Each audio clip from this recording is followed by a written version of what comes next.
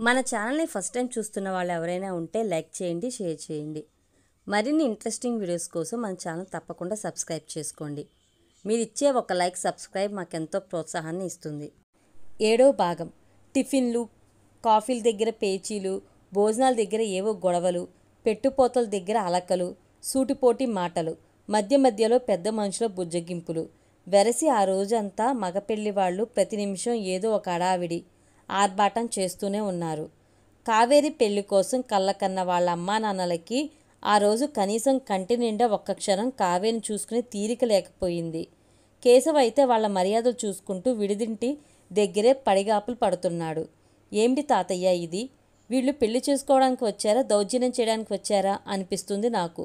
ఆ సాయంత్రం తయారవడానికి ఇంటికి వచ్చిన అమూల్యకి ఆ సమయానికి సారథి ఇంట్లోనే కనిపించాడు. అంతేనమ్మా, మగపెళ్లి వాళ్ళు కదూ, ఈ రోజుకి వాళ్ళు మహారాజులు. ఆయన చాలా మామూలుగా చెప్పేశారు.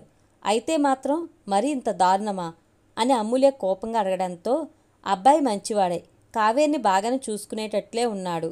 ఇక వాళ్ళందరి సంగతి అంటావా? ఈ ఒక్కరోజు అయిపోతే ఎవరి దారిన వాళ్ళు వెళ్ళిపోతారు. ఆయన తన అనుభవంలో ఇలాంటి పెళ్ళిళ్ళు ఎన్ని చూశారో కానీ చాలా తేలిగ్గా చెప్పేసి వెళ్ళిపోయారు. సీతమ్మ కూడా పెళ్ళంటే ఇదంతా మామూలేనమ్మా అనుకుంటూ పట్టుచీర తీసి కట్టుకోవడం మొదలుపెట్టింది. ముహూర్తం రాత్రి 8 గంటలకే కావడంతో పెళ్లి పందిరంతా చాలా సందడిగా ఉంది. మంటపంలో పెళ్లి తంతు మొదలయ్యింది. ఏమిటయ్యా, పొద్దుట్నుంచి కనపడలేదు, ఏమైపోయావు? రాజాని చూడగానే సారథి పలకరించారు. కొద్దిగా పనుండి రాలేకపోయాను తాతగారు అని చెప్పి లోపలికొచ్చి కూర్చున్నాడు. అమూల్య కనబడుతుందేమోనని చుట్టూ చూశాడు. కానీ ఆమె ఎక్కడా కనిపించలేదు. అమూల్య రాలేదా తాతగారు అని అడగడంతో, వచ్చిందే, నీకింకా కనబడలేదా అంటూ ఆయన అటు ఇటు చూసి, కనపడినా ఈరోజు దాన్ని గుర్తుపట్టడం కష్టమే అంటూ నవ్వుకుంటూ వెళ్ళిపోయారు. ఆయనకి ఇలాంటి సందడి ఏదన్నా ఉంటే పరమానందంగా ఉంటుంది. తెలిసిన వాళ్ళు, తెలియని వాళ్ళు అనే తేడా ఏమీ లేకుండా కనపడ్డ వాళ్ళందరినీ పలకరిస్తూ పందిరంతా తిరుగుతుంటారు. కన్యాదానం మొదలవడంతో అమూల్య కూడా పందిట్లోకొచ్చి ముందు వరుసలన్నీ నిండిపోవడంతో వెనక వరుసలో ఖాళీగా ఉండడం చూసి అక్కడికెళ్ళి కూర్చుని ఆ పెళ్లి తంతుని ఆసక్తిగా తిలకిస్తుంది. హాయ్, మీరు అమూల్య సిస్టరా అంటూ రాజా వచ్చి పలకరించడంతో చిన్నగా నవ్వింది. ఈరోజు పొద్దుటి నుంచి అందరూ ఇలాగే ఏదో ఒకటి అంటున్నారు. కానీ నేను మా కాలేజీలో ఫంక్షన్స్కి చాలాసార్లు చీర కట్టుకున్నాను తెలుసా అంటూ మూతి ముడిచింది. పట్టు చీర కట్టుకుని మల్లెపూల మాల పెట్టుకున్న అమూల్య అచ్చమైన 16 తెలుగమ్మాయిలా ముచ్చటగా కనిపిస్తుంటే, ఎనీవేస్ ఈరోజు నువ్వు చాలా బాగున్నావు అని వెంటనే చెప్పేశాడు. థ్యాంక్స్, ఇంత లేటుగా చెప్పినందుకు అని చిలిపిగా చెప్పిన అమూల్యను చూసి నవ్వుకుంటూ ఆమె పక్కనే కూర్చున్నాడు. ఏమిటి, మీ ఫ్రెండ్ పెళ్ళంతా దగ్గరుండి జరిపించినట్లున్నావు అని అడుగుతున్న రాజాకేసి చూసి, ఏం జరిపించడమో ఏమో, పొద్దుటి నుంచి ఇక్కడ జరుగుతున్నది చూస్తే నాకైతే మతిపోయింది అంటూ పొద్దుటి నుంచి జరిగిందంతా చెప్పుకొచ్చింది. జీవితంలో ఒకేసారి వచ్చే ఈ మధురమైన రోజుని ఎప్పుడు తలుచుకున్నా ఆ తీయటి జ్ఞాపకాలు గుర్తుకొచ్చి మనసంతా ఆహ్లాదం నిండిపోవాలి. అందుకే కదా ఈ పెళ్లిళ్లలో ఇన్ని రకాల వేడుకలు చేసేది, ఇంతమంది బంధువులు, స్నేహితులు ఒకచోట చేరేది కూడా. ఆ ఆనందాన్ని వాళ్లతో కలిసి పంచుకోవాలనే కదా. అలాంటి ఈ రోజు కోసం కావేరి ఇన్నాళ్ళ నుంచి ఎలా ఎదురు చూస్తుందో నాకు తెలుసు రాజా. కానీ ఈ రోజుని తలుచుకుంటే కావేరికి తీపి గుర్తుల కన్నా ముందు మనసు కలుక్కుమనిపించే జ్ఞాపకాలే ఎక్కువగా గుర్తుకొస్తాయని నాకు అనిపిస్తుంది అని చెప్తున్న అమూల్యను చూస్తూ, నువ్వు చెప్పింది నిజమే అమూల్య. మన సొసైటీ ఎంత ముందుకెళ్ళినా ఇలాంటి ఫార్మాలిటీస్ పాటించేవాళ్ళు చాలామంది ఉంటారు. అమూల్య మనసు చాలా సున్నితమని తెలుసు, కానీ ఆమె భావాలు కూడా అంతే సున్నితంగా ఉంటాయని తెలుస్తుంటే ఆమె చెప్పిన దానికి ఏకీభవించాడు. థ్యాంక్ యూ రాజా, కనీసం నువ్వైనా నా పాయింట్ అర్థం చేసుకున్నావు అని చిరునవ్వు నవ్విన అమూల్య మనసు తెలుసుకోవడానికి అదే సరైన సమయం అనిపించి, కావేరి గురించేనా, నీ గురించి చెప్పవా, నీ వుడ్బి ఎలా ఉండాలని ఆలోచన అని నెమ్మదిగా అడిగిన రాజా ఉన్నట్టుండి అలాంటి ప్రశ్న వేస్తాడని ఊహించకపోవడంతో ఆశ్చర్యంగా చూసింది. ఫోర్స్ ఏమీ లేదు, చెప్పాలనుకుంటేనే చెప్పు అంటున్న రాజాని చూసి, ఇంత సడన్గా అడిగితే ఏం చెప్పను అని ముందు చిన్నగా నవ్వేసింది. కానీ తర్వాత ఏమనుకుందో ఏమో గాని, చిన్నతనం నుంచి నేను ఎదుర్కొన్న పరిస్థితుల వల్లనేమో నేను ఎవరి దగ్గర అంత తొందరగా ఓపెన్ అవ్వలేను రాజా. నా మనసుకి బాగా దగ్గరైన వాళ్లతో తప్ప నా ఫీలింగ్స్ని షేర్ చేసుకోలేను. ఏ సంకోచాలు లేకుండా నేను మనసు విప్పి మాట్లాడగలిగే ఒక మంచి ఫ్రెండ్ లాంటి వుడ్బీ దొరికితే చాలు అని చెప్తున్న అమూల్య కళ్ళల్లో ఆ క్షణం కనిపించిన భావాలు, ఆమె వదనంలో దోబూచులాడిన సిగ్గుదొంతర్లు రాజా గుండె వేగాన్ని పెంచేస్తున్నాయి. అలాగే అతని ఫ్యామిలీ కూడా నాకు చాలా ఇంపార్టెంటే అని కొనసాగించిన అమూల్య మాటలు విని మళ్ళీ ఈ లోకంలోకి వచ్చాడు. నాకంటూ ఎవరూ లేరు కాబట్టి అతని ఫ్యామిలీలోనే నా ఫ్యామిలీని కూడా చూసుకోవాలని నా కోరిక. అలాగే రేపొద్దున నాకు పుట్టబోయే పిల్లలకి అమ్మమ్మ తాతయ్యలు ఎలాగో ఉండరు కాబట్టి నానమ్మ తాతయ్యల దగ్గరే ఆ చనువుని ఆ ప్రేమని వాళ్ళు పొందగలగాలి అంటూ ఒక్క క్షణం ఆగి, ఒకవేళ రేపొద్దున అమ్మా నాన్నలకి జరిగినట్లు నా జీవితంలోనే ఏదైనా జరగరాని జరిగితే వాళ్ళు అనాథలైపోకూడదు, వాళ్ళకందరూ ఉండాలి అని నెమ్మదిగా చెప్తున్న అమూల్య తన జీవితంలో ఎదురైన అనుభవాల్ని తలుచుకుంటూ చాలా దూరం ఆలోచిస్తుందని రాజాకి అర్థమవుతుంటే చిన్నగా నిట్టూర్చాడు. ఏమిటి, ఇవన్నీ చెప్పి నీకు బోర్ కొట్టించానా అని అమూల్య అడగడంతో ఆమెనే తదేకంగా చూస్తున్న రాజా ఒక్కసారి తెప్పరిల్లి, అమూల్య, నీకో విషయం చెప్పనా? నీకున్న వయసు కన్నా నీలో పరిణితి చాలా ఎక్కువ. నీలాంటి అమ్మాయి దొరికిందంటే జీవితంలో అన్నీ దొరికినట్లే. దానికి చాలా అదృష్టం ఉండాలి అని చెప్పిన రాజాని చూసి, నా గురించి ఇన్ని విషయాలు అడుగుతున్నావు కానీ మరి నీ గురించి ఏమీ చెప్పలేదు అని కుతూహలంగా అడుగుతున్న అమూల్యకేసి చూసి ఏదో చెప్పాలనుకుని ఆలోచిస్తున్నాడు. ఈ లోపల ముహూర్త సమయం అవడంతో ఒక్కసారి మంగళవాద్యాలు మారుమోగుతుంటే వధూవరుల తల మీద జీలకర్ర బెల్లం పెట్టించి అంతసేపు వాళ్ళిద్దరి మధ్యలో ఉన్న అడ్డుతెరని తీసేయడంతో ఆ కార్యక్రమాన్ని చూస్తుండిపోయారు. ఒరే కేశవ, అటువైపు బంతికి మళ్ళీ లడ్డూలు వడ్డించాలో లేదో చూడు అంటూ సారథి భోజనాల దగ్గర నిలబడి వడ్డింపులు సక్రమంగా జరుగుతున్నాయో లేదోనని పర్యవేక్షిస్తున్నాడు. ఆ పూటతో పెళ్లి వాళ్ళు వెళ్ళిపోతారు. అదీ కాక ఊళ్ళో అందరూ కూడా ఆ పూట భోజనాలకు రావడంతో ఆ కార్యక్రమం ఏ లోటు లేకుండా పూర్తి చేయాలని తాపత్రయపడుతున్నారందరూ. తాతయ్యకి ఇలాంటి అడావిడి ఏదైనా ఉంటే చాలు, ఆయనకి కడుపు నిండిపోతుంది అంటూ భోజనం చేస్తున్న అమూల్యను చూసి, అదే చూస్తున్నాను, క్షణం కూర్చోకుండా అలా తిరుగుతూనే ఉన్నారు. ఈ వయసులో అలా ఉండటం చాలా గ్రేట్ అని రాజా ఆయన్ని మెచ్చుకోవడంతో అమూల్య ఏదో గుర్తుకొచ్చినట్లు రాజాకేసి సాలోచనగా చూసింది. కేశవని ఎలాగైనా ఆదుకోవాలన్న తాతయ్య పంతం న్యాయమైనదే కానీ అమ్మమ్మ భయం కూడా అమూల్యకి అర్థమవుతుంది. ఏ క్షణం ఎలా ఉంటుందో తెలియని ఈ వయసులో ఏదైనా అవసరం వస్తే అప్పటికప్పుడు ఎవరి దగ్గర చేయి చాపకుండా తమ వెనక ఒక ఆధారం ఉండాలన్న ఆవిడ వాదన వెనక న్యాయం కనిపిస్తుంది. ఈ సమయంలో ఆ సమస్యని తీర్చగలిగేవాడు రాజాయే అనిపిస్తుంది. రాజా, నీతో కొంచెం మాట్లాడాలి, కాసేపు కూర్చుంటావా అంటూ అప్పటికే బాగా ఖాళీ అయిన పందిట్లోకి వెళ్ళి కూర్చున్న అమూల్య రిక్వెస్టింగ్గా అడగడంతో ఇందాక సగంలో ఆపేసిన తన మాటల్ని అమూల్య మర్చిపోలేదనుకుంటూ రాజా ఏదో ఆలోచిస్తూ కూర్చున్నాడు. ఐఎమ్ సారీ రాజా, నేను ఇలా అడగొచ్చో లేదో నాకు తెలియదు అని అమూల్య సంశయిస్తుంటే, ఎనీ ప్రాబ్లం అమూల్య, ఏదైనా సరే నన్ను నువ్వు అడగచ్చు, సరేనా? అమూల్యను చూస్తుంటే ఆమె అడగబోయేది ఏదో సీరియస్ విషయమే అనిపించింది. కానీ అది ఏమై ఉంటుందో మాత్రం అంతుపట్టలేదు. అది తాతయ్య, కేశవ. అమూల్యకి ఎలా మొదలు పెట్టాలో తెలియక తడబడింది. అమూల్య, నువ్వేం చెప్పదలుచుకున్నది సూటిగా చెప్పు అని రాజా మళ్ళీ చెప్పడంతో ఒక్కసారి గట్టిగా ఊపిరి పీల్చుకుని, రాజా, కేశవకి ఆ పొలం కొనడానికి లోన్ దొరకడం చాలా ప్రాబ్లంగా ఉంది. అంత కష్టపడి డెవలప్ చేసుకున్న ఆ ల్యాండ్ని వదులుకోవడం కూడా కష్టమే కదా. అందుకే తనకి ఇంకో ఏడాదో 2 ఏళ్ళో టైం ఇస్తే బాగుంటుందని నాకు అనిపించింది. తర్వాత నీ ఇష్టం, ఇందులో ఫోర్స్ ఏమీ లేదు, జస్ట్ చిన్న సజెషన్ అంతే. తను చెప్పాలనుకున్నది చెప్పేసింది అమూల్య. కేశవకి అంత ప్రాబ్లం అయితే నేనెందుకు ఫోర్స్ చేస్తాను? నిజానికి కేశవని ఆ ఫామ్ తీసుకోమని నేనే ఆఫర్ ఇచ్చాను అని చెప్పిన రాజాను చూసి అమూల్య ముఖం ఒక్కసారి పుచ్చపువ్వులా వికసించింది. థ్యాంక్ యూ వెరీ మచ్ రాజా, నువ్వు చేసిన ఈ సహాయం కేశవ ఒక్కడికే కాదు, అమ్మమ్మ తాతయ్యలకు కూడా. కానీ ఈ విషయం మనిద్దరి మధ్యలోనే ఉండాలి, లేకపోతే కేశవ్ చాలా ఫీల్ అవుతాడు అంటూ అమూల్య చెప్తుంటే ఆ క్షణం ఆమె కోరుకున్నవన్నీ ఇచ్చి ఆమెనెప్పుడు అలాగే సంతోషంగా ఉంచాలనే కోరిక గాఢంగా కలుగుతుంది. అప్పటికే అప్పగింతలు మొదలయ్యాయి. కావేరిని అప్పగిస్తున్న వాళ్ళమ్మకి కన్నీళ్లు ఆగడం లేదు.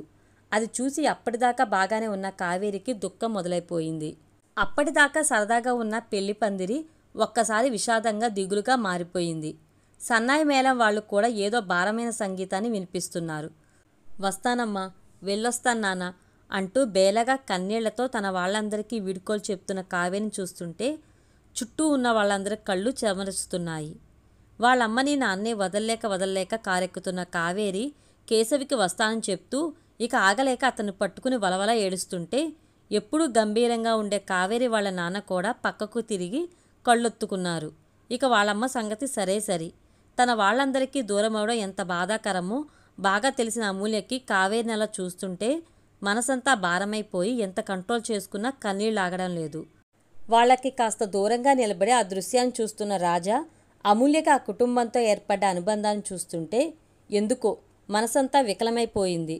అర్ధరాత్రి ఎవరో బెల్ కొడుతుంటే ప్రమీలకి మెలకువ వచ్చి లేచింది. చక్రవర్తి ఇంకా ఇంటికి రాలేదు. కానీ అతని దగ్గర డూప్లికేట్ కీ ఉంటుంది కాబట్టి డైరెక్ట్గా తలుపు తీసుకుని వచ్చేస్తాడు. ఈ టైంలో ఎవరై ఉంటారు అనుకుంటూ వచ్చి తలుపు తీసింది. రాజా చెప్పా పెట్టకుండా రాజా అలా వస్తాడని ఊహించని ప్రమీల నిద్రమత్తు ఒక్కసారిగా వదిలిపోయింది. ఇంత సడన్గా నువ్వేంటిలా? అక్కడ పనులు ఇంకా పూర్తవలేదు కదా? వచ్చి రాగానే ప్రశ్నల వర్షం మొదలుపెట్టిన ఆవిడని చూసి ఏం లేదు, వీసా ప్రొసీడింగ్స్ ఏవో ఉన్నాయని కంపెనీ నుంచి కాల్ వచ్చింది, అందుకే వచ్చాను అని ముక్తసరిగా చెప్పి తన గదిలోకి వెళ్ళిన రాజాని చూసి ఓ అయితే ఆ కాంట్రాక్టు ఎక్స్టెండ్ చేస్తున్నావా? ప్రమీల ముఖం ఒక్కసారి వెలిగిపోయింది. అంత మంచి ఆఫర్ వదులుకోవద్దని తిరిగి కెనడా వెళ్ళమని ఆమె రాజాకి వచ్చిన దగ్గర నుంచి చెప్తూనే ఉంది. టేబుల్ మీద అన్నీ ఉన్నాయి, డిన్నర్ చేయకపోతే చేసే అని అక్కడి నుంచే చెప్పి వెళ్ళి పడుకుంది. రిజిస్ట్రేషన్కి అన్ని ఏర్పాట్లు పూర్తయ్యాయని మిగిలిన పనులు అన్నిటినీ చక్రవర్తిని చూసుకోమని చెప్పి రాజా తిరిగి కెనడా వెళ్ళిపోవాలని డిసైడ్ చేసుకుని తన ప్రయాణం ఏర్పాట్లు చేసుకున్నాడు. ఆ రోజు రాత్రి అతని ప్రయాణం కావడంతో శ్వేత ఆ రోజు హాఫ్ డే లీవ్ పెట్టి రాజా దగ్గరికి వచ్చింది. అమ్మా నాన్న ఇంకా రాలేదా? ఇల్లంతా ఖాళీగా కనిపిస్తుంటే స్వీటీని గదిలో పడుకోబెడుతూ అడిగింది. లేదు, అయినా ఇప్పుడే వచ్చి ఏం చేస్తారు, ఫ్లైట్ అర్ధరాత్రి కదా అంటూ తన ప్యాకింగ్ చేసుకుంటున్న రాజా దగ్గరికి వచ్చి కూర్చుంది. ఊరి నుంచి వచ్చి వారం రోజులైంది, ఒక్కసారి కూడా ఇంటికి రాలేదు, వస్తే నవీన్ చూడమంటాను భయపడ్డావా అని శ్వేత నవ్వుతూ అడుగుతుంటే అదేం లేదు, ఈ బిజీలో ఉన్నాను కదా అంటూ సీరియస్గా తన బట్టలు సూట్ కేసులో సర్దుకుంటున్న రాజాని పరిశీలనగా చూసింది.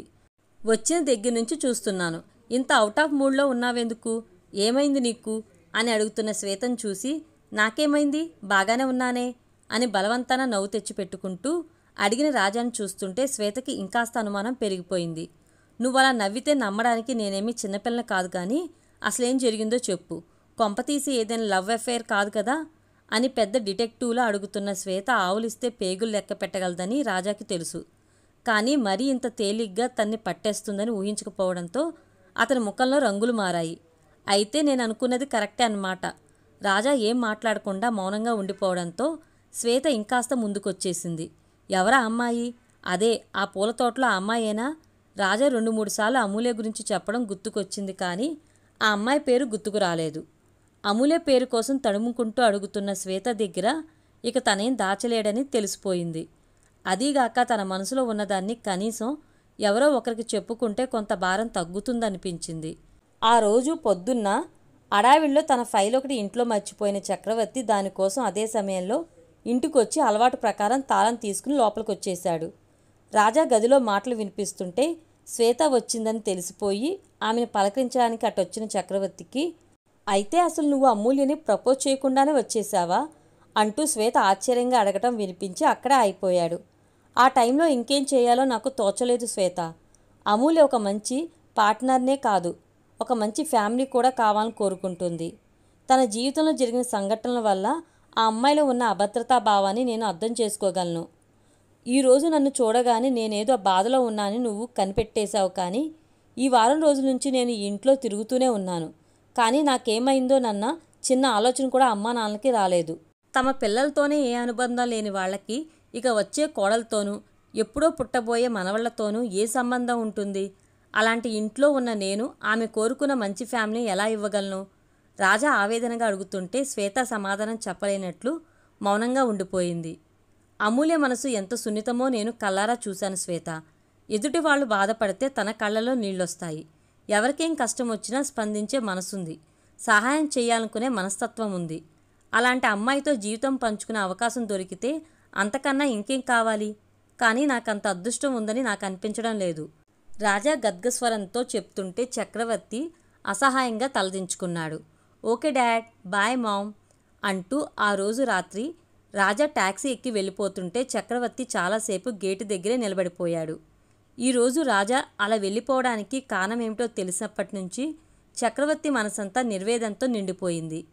జీవితం హాయిగా గడిచిపోవడానికి సరిపోయిన డబ్బు, ఒక ప్రొఫెసర్గా కావాల్సినంత పేరు రెండూ సంపాదించాడు. కానీ జీవితంలో అతి ముఖ్యమైన అనుబంధాల్ని పూర్తిగా విస్మరించాడు. తన పిల్లలకి ఒక చక్కటి కుటుంబం ఉందన్న భరోసాని కలిగించలేకపోయాడు. తన తండ్రికి ఆసరా ఇవ్వాల్సిన సమయంలో ఆయన్ని ఒంటరిగా వదిలేశాడు. ఇక తన భార్య మనసులో తనకే స్థానం ఉందో తనకే తెలియదు. గుప్పిట్లోంచి జారిపోయి ఇసుక రేణువులాగా కాలం ఎప్పుడు గడిచిపోయిందో తెలియదు. ఈరోజు వెనక్కి తిరిగి చూసుకుంటే తను సాధించింది ఏమీ లేదనిపిస్తుంటే చక్రవర్తికి జీవితం మీదే విరక్తి కలుగుతుంది. చక్రవర్తి, ప్రమీల ఒకే ఇంట్లో ఉన్నా ఎవరి దినచర్య వారిదే. ప్రమీలకి అన్నీ పద్ధతి ప్రకారం ఉండాలి. ఉదయాన్నే లేచి మార్నింగ్ వాక్ చేసేస్తుంది. ఆ తర్వాత పూజ, వంట పని అన్నీ ఒకదాని తర్వాత ఒకటి పూర్తి చేసుకుని కాలేజీకి వెళ్ళిపోతుంది. ఇక తిరిగి వచ్చేది సాయంత్రం 6 దాటాకే. కాసేపు రిలాక్స్ అయి తొందరగా భోజనం చేసి రాత్రి 9-10 కల్లా నిద్రపోతుంది. చక్రవర్తి దానికి పూర్తిగా విరుద్ధం. అతను ప్రతిరోజు కాలేజ్ నుంచి డైరెక్ట్గా క్లబ్కి వెళ్ళి తన ఫ్రెండ్స్ని కలిసి ఎప్పుడో అర్ధరాత్రికి కానీ ఇల్లు చేరడు. తిరిగి ఉదయం ఎప్పుడో కాలేజ్ టైం అవుతుంటే గాని నిద్రలేవడు. టేబుల్ మీద అన్నీ ఉంటాయి కాబట్టి తాపీగా తయారై తన దాని తాను వెళ్ళిపోతాడు. తన హక్కుల కోసం పోరాడైనా వాటిని సాధించాలన్న ఆశయంతో ప్రమీల జీవితమంతా చక్రవర్తితో పోరాడుతూనే వచ్చింది. పట్టుదలగా తన థీసిస్ పూర్తి చేసి డాక్టరేట్ సాధించింది. అతనితో పోటీ పడుతూ ఎన్నో విజయాలు సాధించింది. కానీ ఆ పోరాటాల మధ్య తమ ఇద్దరికీ మధ్య పెరుగుతున్న అంతరం మాత్రం గుర్తించలేకపోయింది. ఏ విషయంలోనైనా రాజీ పడిన ప్రమీల వ్యక్తిత్వాన్ని, అనుకున్నది సాధించే వరకు నిద్రపోని మనస్తత్వాన్ని ఇష్టపడి పెళ్లి చేసుకున్న చక్రవర్తికి ఆ తర్వాత ప్రమీలలో ఆ స్వభావాన్ని ఎందుకో ప్రోత్సహించలేకపోయాడు. దానికి కారణం ఒక రకంగా అతనిది అలాంటి స్వభావమే. ఒకే వరలో 2 కత్తులు ఇమడలేవన్న సూత్రంలాగే ఏ విషయంలోనూ వాళ్ళిద్దరి మధ్య ఏకాభిప్రాయం కుదరదు. అందుకే వాళ్ళిద్దరి మధ్య ఉన్న దూరం రోజురోజుకి పెరగడమే తప్ప తరగడం లేదు. చక్రవర్తి రైల్వే స్టేషన్ నుంచి బయటకు వచ్చి ఒక్కసారి దీర్ఘంగా శ్వాస పీల్చుకున్నాడు. కూ అంటూ పెద్ద కూత పెట్టుకుంటూ వెళ్లే బొగ్గు ఇంజన్లు పోయి చాలా కాలమైనా ఆ స్టేషన్ మాత్రం తన చిన్నతనం నుంచి ఏ మార్పు లేకుండా అలాగే కనిపిస్తుంది. స్టేషన్ బయట మాత్రం జట్కా బళ్ళు పోయి ఆటోలు, రిక్షాలు చాలా కాలం క్రితమే వచ్చాయి. ఎక్కడికెళ్ళాలి బాబు అని తన చుట్టూ చేరిన ఆటో వాళ్ళని తప్పించుకుంటూ వెళ్ళి ఓ రిక్షా మాట్లాడుకున్నాడు. ఏమాత్రం వేగం లేకుండా నిదానంగా నడిచే ఆ రిక్షాలో దాదాపు 3 కిలోమీటర్లు ప్రయాణం చేస్తే కానీ తన ఊరు రాదని తెలిసినా అదే ఎక్కాడు. ఆ దారిలోనే బడికి నడుచుకుంటూ, కాలేజీకి సైకిల్ తొక్కుంటూ వెళ్ళడం గుర్తుకొస్తుంటే అదంతా నిన్నో మొన్నో జరిగినట్లు అనిపిస్తుంది. కానీ ఆ రోజులన్నీ గడిచిపోయి ఎన్నో సంవత్సరాలైపోయి ఈరోజు తను వృద్ధాప్యం ముంగిట్లో ఉన్నానని గుర్తుకొచ్చి నిట్టూర్చాడు. చక్రవర్తి వస్తున్నాడని ముందే తెలుసు కాబట్టి వీరయ్య ఇంటి ముంగిట్లోనే ఎదురు చూస్తున్నాడు. ఏరా బావున్నావా అంటూ రిక్షా దిగిన చక్రవర్తికేసి ఆశ్చర్యంగా చూస్తూ, బావున్నాను బాబు రండి అంటూ లోపలికి దారి తీశాడు వీరయ్య. చక్రవర్తి ఎప్పుడొచ్చినా ఫ్లైట్ దిగి డైరెక్ట్గా ట్యాక్సీలో వచ్చేస్తాడు. అలాంటిది ఈరోజు అతను అలా రావడంతో వీరయ్యకి ఇంకా అయోమయంగానే ఉంది. కన్నతల్లి స్పర్శని మళ్ళీ చవి చూస్తున్నట్టుగా చల్లగా ఉన్న ఆ ఇంట్లో అడుగు పెడుతుంటే చక్రవర్తికి ఎదురుగా ఫోటోలో చిరునవ్వు నవ్వుతున్న అమ్మ కనిపించి అప్రయత్నంగా అతని కళ్ళు చెమ్మగిల్లాయి. నిన్న మొన్నటి వరకు ఈ ఇంట్లో ఒంటరిగా పచాలు చేస్తుండే నాన్న గుర్తుకు రాగానే ఏదో తప్పు చేసినట్లు మనసంతా వేదనతో నిండిపోయింది. బాబు స్నానం చేస్తారా? బాత్రూంలో నీళ్లు పెట్టేశాను అంటూ వీరయ్య వచ్చి చెప్పడంతో, వద్దు వీరయ్య, నేను నూతి దగ్గర స్నానం చేసొస్తాను అని చెప్పి టవల్ కట్టుకుని పెరట్లోకి వెళ్తున్న చక్రవర్తిని వీరయ్య నోరు తెరుచుకుని చూస్తున్నాడు. చక్రవర్తి ఎప్పుడొచ్చినా ఆయన ప్రవర్తన అంతా పట్నం వాళ్ల తరహాలోనే ఉండడమే వీరయ్య చూస్తున్నాడు. అందుకే ఆ రోజు కనిపిస్తున్న చక్రవర్తి తరహా అతనికి చాలా కొత్తగా ఉంది. పూర్తి వీడియో కోసం మన ఛానల్ తప్పకుండా సబ్స్క్రైబ్ చేసుకోండి. Thank you.